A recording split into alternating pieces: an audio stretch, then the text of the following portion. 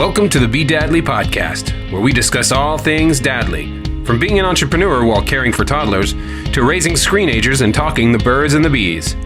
We're here to help you traverse the vast and dynamic landscape of fatherhood. Enjoy practical advice, lots of puns, and even a few heart-touching moments. And the dad jokes are pretty good too. And now your host, Brandon Jones. And just like that, we're back, folks. Welcome back to the Be Dadly podcast. I'm Brandon Jones, your host, and I've got a very special guest today. I was actually introduced to this guy through Facebook. And we connected, and his story is so remarkable. It's so unique. It's so interesting, and there's so many golden gems that he has learned along the way. I'm really excited to welcome you guys, Cory Rankin. Cory has been coaching entrepreneur families for over 3 years now. He's been fostering kids for more than 10 years. He's fostered over 30 kids. He currently has 5 kids in his care. And he, in 2023, is going to start focusing on just the fathers. And I really think you're going to get a lot out of this story. If you haven't already, please do subscribe to our podcast. Make sure to like and share this message. And without further ado, Cory Rankin, thank you so much for being here. No, it's incredible to think about those 10 years and the kids that we've had in our homes. And you mentioned that I have 5 kids in my home. They're all adopted, and so they're not going anywhere. They're stuck for good. So yeah, I was fostering for 10 years, and we just over the summer moved from Vegas to Texas. And so we're not currently licensed. We don't have any foster placements now. If the Lord sees fit for that to change, then we'll go for it. When we finalized the adoption of my daughter not long before just a month or so before we moved, we didn't feel like our family was complete, and we didn't feel like it wasn't. So whatever the Lord has in store for us, we will do. Gotcha. No, I got to ask you a question. So not everybody wakes up and just goes, I want to foster kids. So how'd that happen? How did you and your wife decide that you wanted to become a fostering family? It was actually a decision that we ran for quite a while. So May will be 15 years that we've been married, and we were married for under 2 years, and we haven't even thought about kids at that point. I was in school working, she was in school working, and we got this impression one day that we were at a church activity, and she came to me, she says, got to talk to you. I said, what? She's like, I think we need to adopt. And my first response was, well, you got to be kidding me. Like, and I totally brushed it off, and she was okay with me brushing it off because she was afraid of that. And just over time, just time passed and time passed and time passed. 6 times we got that impression. We're like, okay, I can be hard-headed, but I think you're telling me something, Lord. And so we initially started the adoption process through LDS Family Services, which is an organization that often does infants, like single moms or teenagers or whatever, and you adopt infants. And so we got approved and situated there. We were picked for a few adoptions that fell through. So we had a few failed adoptions, and then we moved from Utah to Nevada so I could go to physical therapy school. And in Nevada is where we started with foster care. And so we just felt that urgency that we needed to start to adopt. And so we thought it was going to be a process that was very quick, but we didn't take any foster care. We were licensed in Utah as foster parents. We didn't take any placements there, but we took our first placement in Nevada. We got licensed in 2012, the day after Christmas, and the 27th we had our first placement. Now, was your first placement an infant? No, it was a 2-year-old little boy that parents were separated, and his 2 older siblings were in another home, but they couldn't care for him because they had a pool, and just the regulations in Nevada, their pool to have a small child needed a fence. And so they were in the process getting situated in a fence. So he was in our home for 2 months before that our family was able to get things in order where he could join his siblings. And so that was a good situation because he was lonely by himself. He went from being with his siblings all the time every day to being by himself for 2 days. And in our home, he was the only child. That was our first placement, and we started with one. And so it was an adjustment for us and adjustment for him.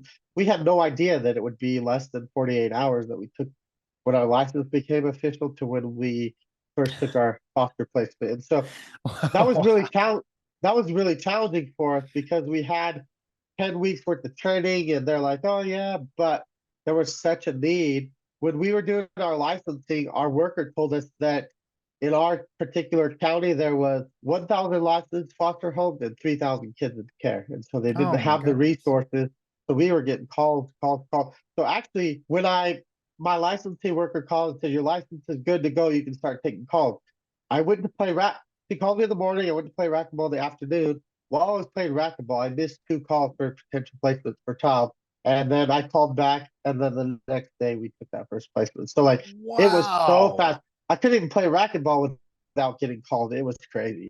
Wow, that is intense. So you wrap up your training, you get licensed, and then boom, it's on like Donkey Kong. I mean, there's literally that Absolutely. within the first 24 hours, they're like, can you please help? Now, is this Yep. how it is in the United States in general? Now, I'm sure you guys have now become a little bit more familiar with the adoption process and other adoption families. Is this need this high in the United States? Yeah. Especially around the holidays, it's awful because families are home, low income families, a lot of drugs, a lot of alcohol, unemployment, those kind of things. People are home, emotions are high. There's a lot of kids that come into care around the holidays, the New Year's, Christmas, Halloween. And so that's a tough, tough place. And so being a foster parent is challenging. The kids have been through a lot of trauma, but the way that they enter your home is heartbreaking because they're with their family one day and then the next day they're in care. They didn't get to say bye to their friends, all sorts of things. And so a lot of them are so young, they don't know what happened. And so it's such a challenge for everyone. And so when they come into our home first, it's not like we had 9 months to prepare because we don't even know who is coming to our home, boy or girl. We don't know the age. When we're fostering, we select, okay, we'll take a child from this to this, but they don't care about that. If they have a need, they call you if you have availability. And so most of the kids we took were from 0 to 5, but they called us on kids older than that all the time. So it's a huge need, and there's not enough people know about foster care. There's not enough people know about the good that they could accomplish as foster parents because children just need love. And so many of the kids that came into our home were acting out at school or having challenges, but they weren't having love. They were void of emotion, I guess you could say, because they're just weren't getting it at home and at school. They were getting a little bit, but not sufficient for their needs, and then they would act out. And so yeah, a new placement is very challenging for a while. I know I remember hearing a great distinction where somebody says, child care is not called child love for a reason. They're there to care for your child, but they're not there to love your child. And there's a very big difference between a child receiving care and a child receiving love, in terms of the presence, the energy, the kind of space that you're holding for a child. Man, it sounds very, very, very challenging to, like, for me, I'm just imagining like a child is with their parents, with the environment that they've become somewhat accustomed to or whatever, one day. The next day, they're in a completely different home, different parents, different environment. That's got to be such a shock. So, how do you deal with that? How do you help a child feel safe enough? I mean, how do you help them come into the home, and how long does that usually take? I'm sure every case is different, but can you tell us a little bit about that? There's no real good answer to that because a lot of times, especially if it's a child that's coming into care for the first time, sometimes there's drugs or other things like that. The child comes into care, the parents will work their plan, the kid goes back home, and then they back into care for other poor choices the parent makes. And so sometimes children are in and out of foster care, but a lot of times they're the first time coming into care. The state or the agency, whoever removed the child, doesn't know much about them.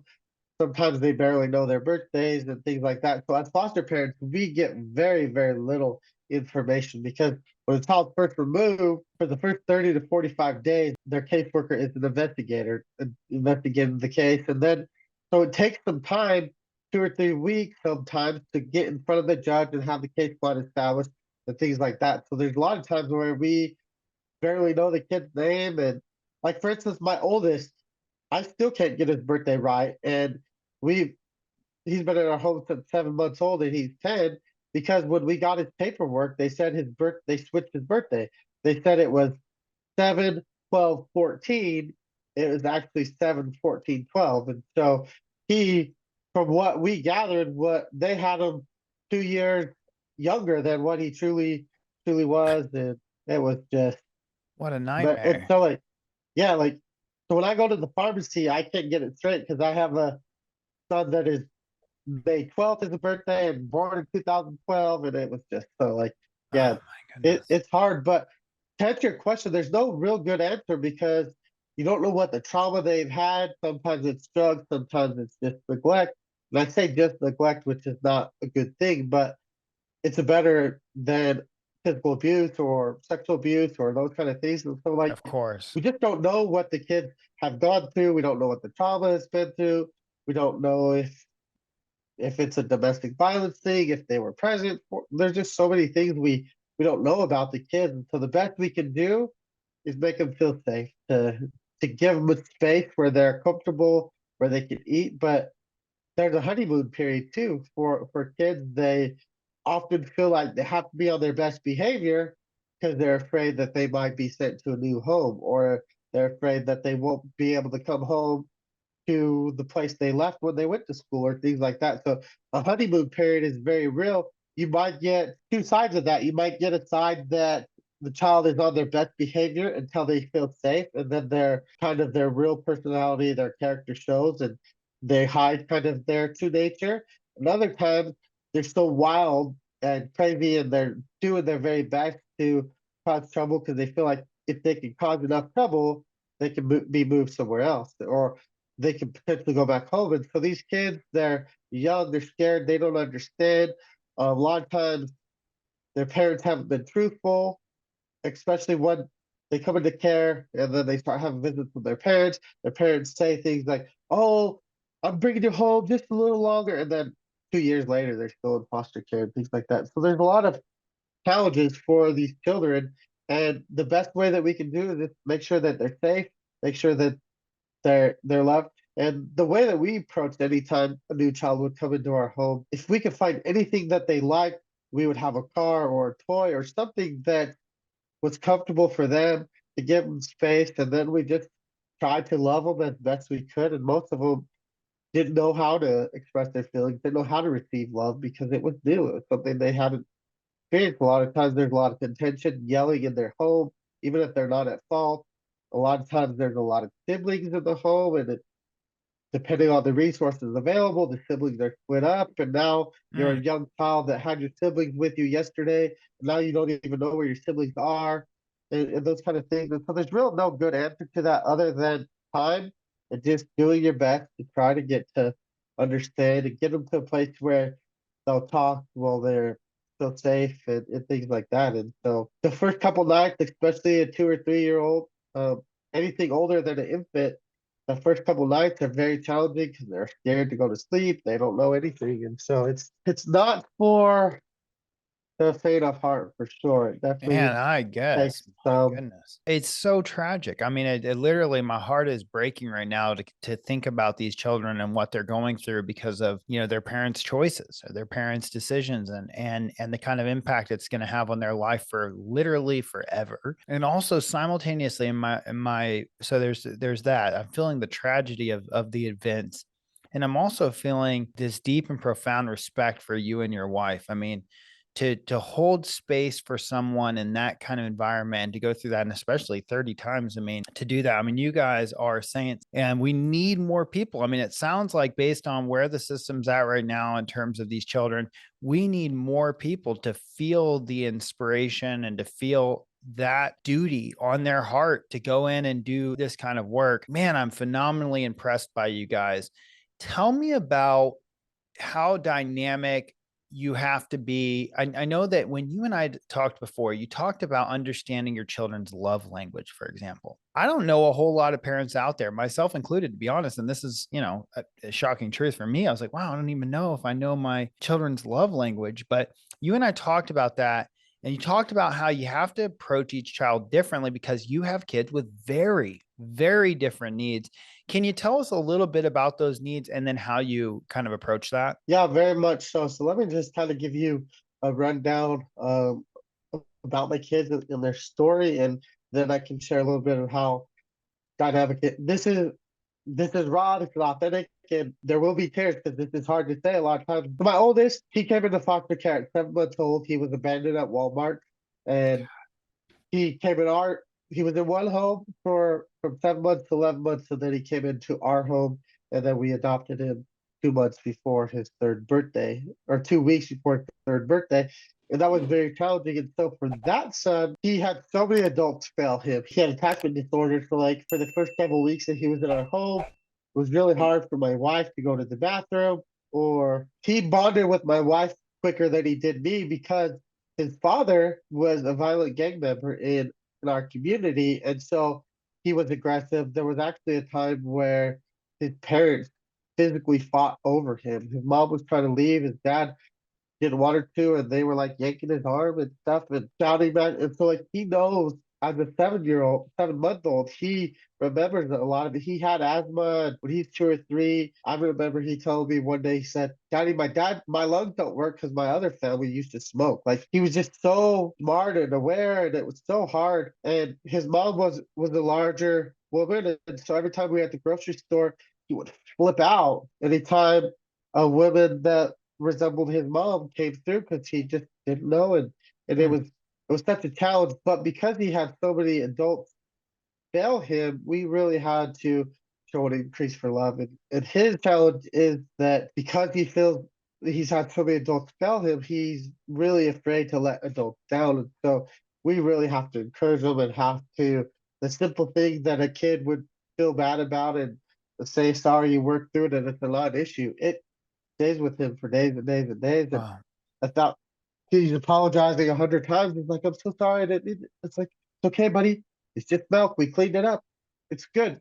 It's over. There's nothing to worry about. But he is so worried about letting people down. But we just continued to love him and help him work on his confidence. And he published a book at 7 years old. And now he's a published author. He's thriving on the football field.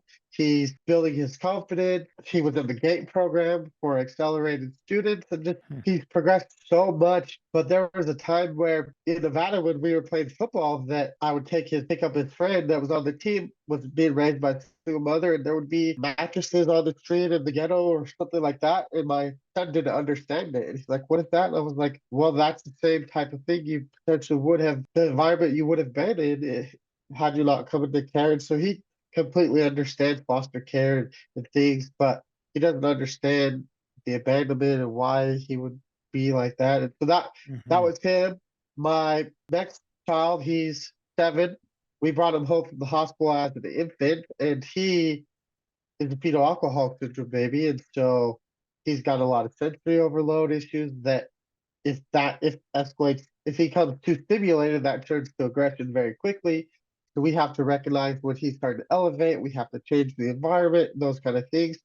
And he loves math and he loves vegetables, which is so strange because he'll actually fight his siblings over vegetables. There was one time where he got home from school and he wanted corn cooked or some sort of vegetable in the microwave. The other son wanted something cooked, and my younger son tried to get his food in the microwave first, and that was a fight. I didn't know kids would fight over vegetables, but that's a new one to me. Most, But like most parents are sitting there going, one could only dream. Fighting yeah, over it's like vegetables. he That's just loves great. cucumbers and vegetables. But like he gets so fixated on things that if it doesn't go his way, it really bothers him. And so it wasn't the vegetables that was the problem. It was that he was in line first, and so his should go in the microwave first that led to the fight. And so I spent a lot of time playing referee and spent a lot of time breaking up fights and things like that, just because the sensory overload is so quickly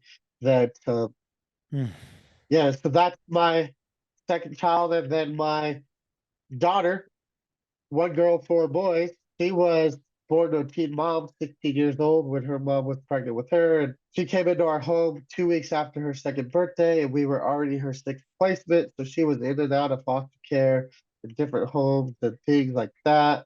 Do you And mind if then I when ask she, why? I'm sorry to interrupt you, Cory, but why does that happen? Why does a 2-year-old, a child that may have been adopted even at birth, why do they go through so many homes? well, for her instance, her mom was a teen mom.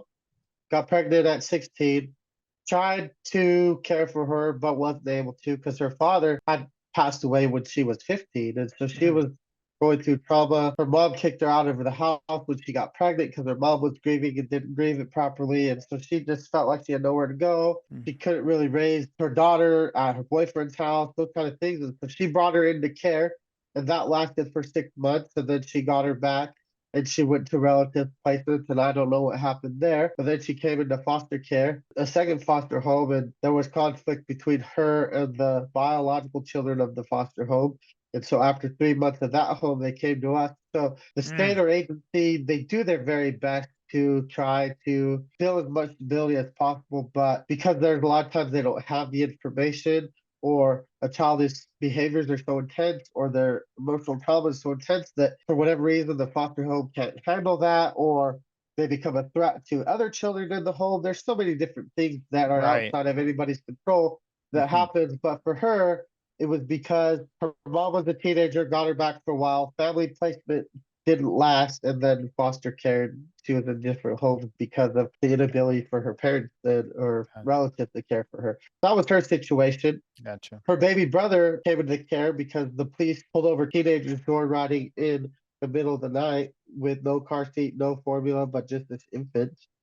And so the mom had fell asleep at not a party, but like an event, and at her friend's house, and the boys took her baby without permission and started joyriding in a car that was unregistered with a suspended license. And so that's how he came into care. And then my last one, his mom had a drug overdose on Valentine's Day and on Mother's Day, not Valentine's Day, Mother's Day. And so that's how my kids have come into care. But with the drug exposure, with the different traumas, they all have different needs. They have all different ways to receive love. Like my 6-year-old son, he is such a thrill seeker, and he is so adventurous that if you let him, he'd jump off the top of the house and climb out of trees. Like we have to protect him from himself. And so that is what gets our most attention with him, is just his safety, because his pain tolerance is so high. Even if he did something that would seriously hurt, he would keep going and not even realize it. And it just, so that's them. And so tell me, how do you discover their love languages? I'm curious about that. I know that they have their different needs, but how did you go about figuring out what their specific love languages are? I mean, there's no real science, because like as an adult, you can take those quizzes and answer the questions and you can get a pretty good idea. But as children, it's just you kind of just have to figure it out. Like you kind of experiment and see what they respond to. Yeah, when your child's hurt, do they run to you first for cuddles? Do they need a kiss every time they get a little scratch? And do like when they're overwhelmed or when things are hard for them, do they call with love, with physical touch? That's one way to kind of know. Or do your children just go everywhere you go? And if do they really have a hard time when you leave their presence? Maybe their quality time is their love language. Right. If the kid's really struggling, and then you can give them words of affirmation, it's okay, you got this, you'll be better, whatever that is, then maybe their love language is words of affirmation. Gifts are hard. A love language of gifts is hard to distinguish from kids, because every kid likes a gift. And so like they just want to go to the store and they don't have an understanding of that costs money. Mommy, daddy can't buy everything that you want, and those kind of things. And even if they have the resources, they still can't buy everything you want because there's no space in the home for everything the kid wants, and those kind of things. And so gifts are a hard one to understand, but if they get really upset or worked up about the gifts they get for their birthday or things like that. So gifts, I don't really have a good gauge for gifts. Yeah. And then service, that one's probably a little bit challenging too for kids. But if you feel a kid like replicating what you're doing and always wanted to help, like my daughter, she is the only girl out of 4 boys and 4 brothers. And so she feels like she has to mother them and do everything. And so she is constantly trying to serve. That's not her love language, but words of affirmation and physical touch are definitely her love languages. But the service is what she displays. And so quality time, physical touch, and words of affirmation are pretty easy to gauge. Just Gotcha. figure it out. Services and the gift is just, it's hard to really know if that's just a kid being a kid and wanting everything, or Mhm. that kid, my friend had that, so I want that, or if that's truly what brings them joy. So service and love and gifts are harder, but there's, you can't do a test for them. You kind of just have to experiment and just serve them. Just do what you think would match words of affirmation or quality time or service. And you might get it wrong, but you might get it right. You might have a child that is unable to communicate their emotions, and then just holding them when they're sad, they start to talk. Oh, Mhm. maybe I should start to consider my interactions with them in a touch way, a hug, hold their hands on a walk, rub their Mhm. back, those kind of things. And so you just kind of have to see how the kids respond to it. I Not love not that, the man. Cory, not the clearest answer, but that's no, kind of it's an experiment is what you got. well, it's a great no, it's such a good reminder though that you need to stay mentally present and say like, look, here's the deal. I'm going to try this. If if my child really responds well to this, then I kind of know this is something I might want to do more often. I might want to give them a little bit more of this so that they can feel that. There's a great quote out there, and I believe this is Jane Nelson, but she said, "Children who feel better do better."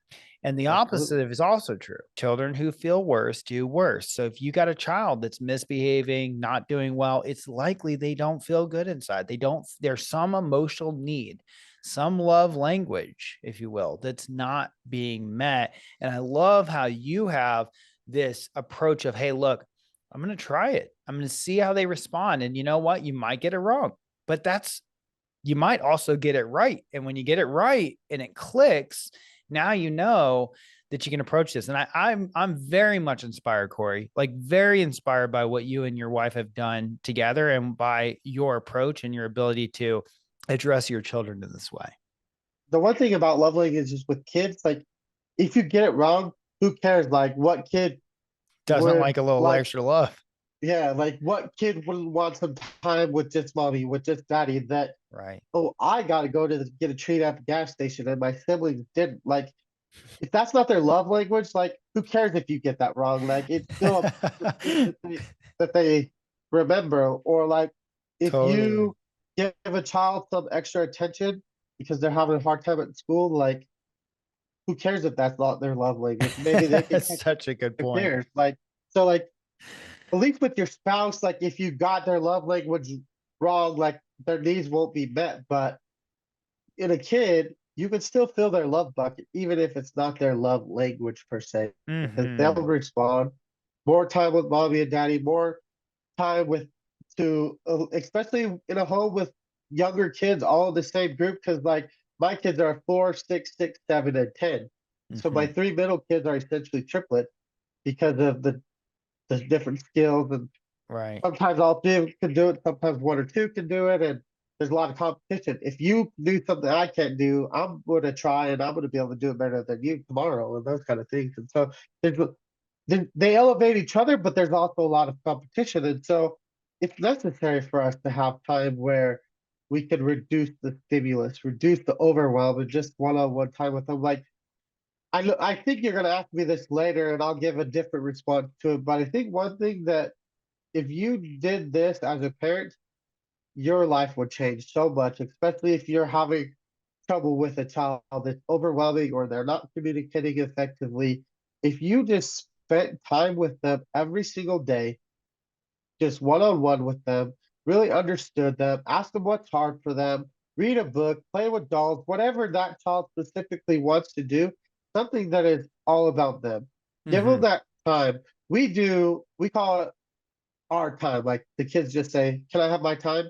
And every day we get them 10 minutes every day. Oftentimes it's right after school or just before bed or something like that, where it's just 10 minutes. We set a timer and we just be with them. We're just present. No phones, no distractions, no other kids are the other kids aren't invited unless that sibling says, "Yeah, you can join me," and then they can share the time together. But it's just that child alone. And then most of the time we try our best, my wife and I both, to do 10 minutes each with each kid, but depending on the schedules and bedtimes and what you have going on in the Of day, course. we can't always devote that time. But at the very least, my wife will take two and I'll take three, or we switch. So if it's not every single day, it's at worst every other day. But for the Right. most part, it's every day. But if you will figure out what that looks like for your children, that would be such a game changer, because that's when your children will start to talk to you. Mhm. That's when your teenage son, who just wants to be with their friends and don't want to talk to mom and dad, they'll come to you when things are hard. When your toddler is having an emotion and they don't know how to express it, that's when you understand what they're going from. So spend quality time with them, just them, and ask this question, even if they can barely talk. What is hard for you? I'll give a story. Right when COVID happened in Nevada, everything happened differently throughout the United States. But in Nevada, things happened very quickly. My kids went to school on a Friday. Schools were shut down before they could return back on Monday. It progressed very quickly. The governor shut things down right away over the weekend. And so it was Monday or Tuesday. It was a few days after they were home and not able to go to school. My wife was sitting in the treehouse eating popsicles with the kids, and she asked. This was the first time that we had ever used this.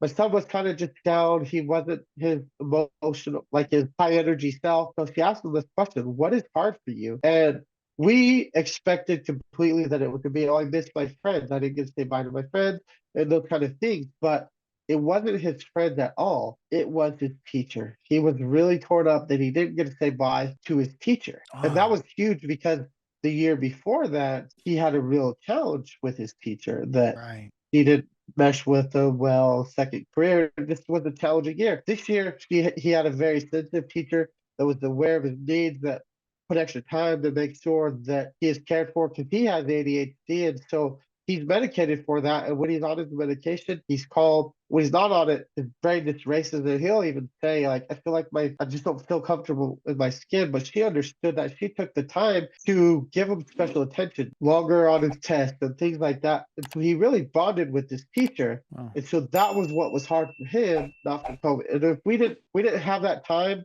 just communicating and have a conversation, we never would have known that, because that is not something he would say, "Hey, yo, mom, I'm having a hard time because I didn't say bye to my teacher." Like, Of that's course. never going to come up. And he may not even recognize that. But when we were there and we were asking, "What's hard for you?" and he was able to identify that. But that was probably the only situation that we would get that information. And now Wow. that is something that we use all the time. We ask that question all the time. And for you men, yes, that works well for your children. But if you will ask your wife what is hard for you, and listen carefully to what she says, if you feel like she's overwhelmed or she's nagging, or your intimacy is not at a level that you want, it's because she has a need that she doesn't know how to articulate, and she's overwhelmed being a mom and all these duties. Like, life, the burden of being a mom, a stay-at-home mom, is heavy. And Mm. men who are out of the home may not understand that. But if you will ask that question, whether it's to your children or to your significant other, what is hard for you? And then listen carefully to what they say, and do something very quickly, whether it's that night, the next morning, with the information that they shared with you. Do something to lighten their burden. I can promise you, men, the connection will increase. Your intimacy level will increase very quickly, because she has the space. She knows that you're aware of her. And the more that you can take off her plate, the more open, the more attention, more capacity she has to give back to you. Because the mom, her capacity is given all to the kids throughout the whole day. And by the time you come home as a male entrepreneur, or working in the home or outside the home, and your day's over, she's been going nonstop. And so her capacity to give you time and attention may be limited. But if you start to get her to say what is hard for you, do something to reduce her burden, that will be life changing for you, both with your kids and with your children. But the problem is, when you have that conversation, it's going to take some practice. So you might get nothing, but if you ask that question and they say nothing, then change the question to, what was hard or what was uncomfortable? What was the challenge for you? What was something you weren't able to accomplish today? And Right. eventually you could tweak the question enough that you'll get some information that you could serve and love and fill their love bucket, child or significant other. And if you will do that, the contention the feeling, the disconnect will evaporate pretty quickly. Folks, I hope you can see why I brought Cory on this show. Cory, you are such an inspiration, dude. That is some absolute wisdom, creating that space in our children or for our significant other to be able to share what is a challenge, to be able to support them with that specific challenge, to help put words, help them articulate something that they may feel, but they don't otherwise feel inspired to share, or maybe they haven't even thought about sharing, but it's just weighing down on their heart. It's weighing down on their capacity to be there for others, and they need someone to be there for them. I'm incredibly inspired by you, Cory. I want to have you back on the show. I want to do more with you guys. Cory in 2023 is starting a men's focused group. I hope you will sign up and participate with that. Cory, where can they get a hold of you if they wanted to learn more about you and even just reach out to you and get some more of this incredible wisdom? Facebook is probably the best place. Just search Cory Rankin and you'll find me. We have to have several books on Amazon too. If you push Cory Rankin, we'll have some parent-child journals that come up, some journals for my son's book and things. So you can find my content and books on Amazon or me on Facebook. I do have with this transition, I was serving couples, and now just 2 or 3 weeks ago, I felt the Lord putting it on my heart that I need to do more for men. And so I do have a Facebook group called Strong Business, Stronger Marriage that is for married entrepreneurs. I'm not quite sure what's going to happen with that group now with the transition. And I also have a podcast called Strong Business, Stronger Marriage for married couples, which is going to transition to a father podcast very quickly. And so because this transition is so new and so unexpected, because I really got the direction from the Lord on Thanksgiving. And so it's less than a month in progress and brainstorming. But one thing I know for certain is the first thing that I'm doing for men is I have a 5-day challenge that's coming up January 9th, that if you reach out to me on Facebook, we can have a conversation and I can invite you there. And that's going to be the start of men. I have a mastermind that's in the work that's going to be a whole year-long program that's going to be a place where we can build a brotherhood where fathers can connect, because men just don't have a lot of places to go, or they don't have a lot of places that they're comfortable to go because they feel like they have to provide so much. They feel like anytime they want to feel emotion or connection, they can't because they have to provide for the family, or men need to be so tough that they can't have those emotions. And so there's a lot that's coming down the pipeline. So find me on Facebook at Cory Rankin. If you need to figure out if it's the right one, if it says Texas and married to JoJo Rankin, then you found it. Yeah, and you guys are welcome to also reach out to me to connect you with Cory. I'd be happy to share over his Facebook. Cory is spelled Cory, and then his last name Rankin is Rankin. Look him up on Facebook. Again, don't hesitate to reach out. You can even email me through the website or reach out to me through the podcast, and I'll be happy to connect you. I am looking forward to doing more with Cory. Cory's really touched my heart with the work that he does and with the wisdom that he has to share. I mean, think about the experience, guys. When you deal with 30 different children and all these different challenges that they've been through, I mean, the kind of wisdom that you're going to gain from those experiences can serve for a lifetime. And so hopefully we'll be able to do more with Cory and support him. I definitely want to encourage you to get behind his mission and what he's doing. Definitely a heart of gold. And Cory, thank you so much for being on today. I will definitely have you on in another season, and we're going to have to get into more of the juicy practices that you and your wife do to help with the challenges that you guys face and hopefully impact some more lives. Thank you so much for being here, brother. Thank you for having me. I'm down for serving any way I can to elevate men. So let me know and let's make it happen. Awesome. Thank you so much. We hope you've enjoyed this episode. If you've received some value from it, please share it with other dads and consider leaving us a review on your favorite podcast platform, and we'll see you in the next episode. Looking for support with your fatherhood journey? Go to bedadly.com and take our Dadly Disposition quiz and learn helpful insights on how you can overcome power struggles with your kids.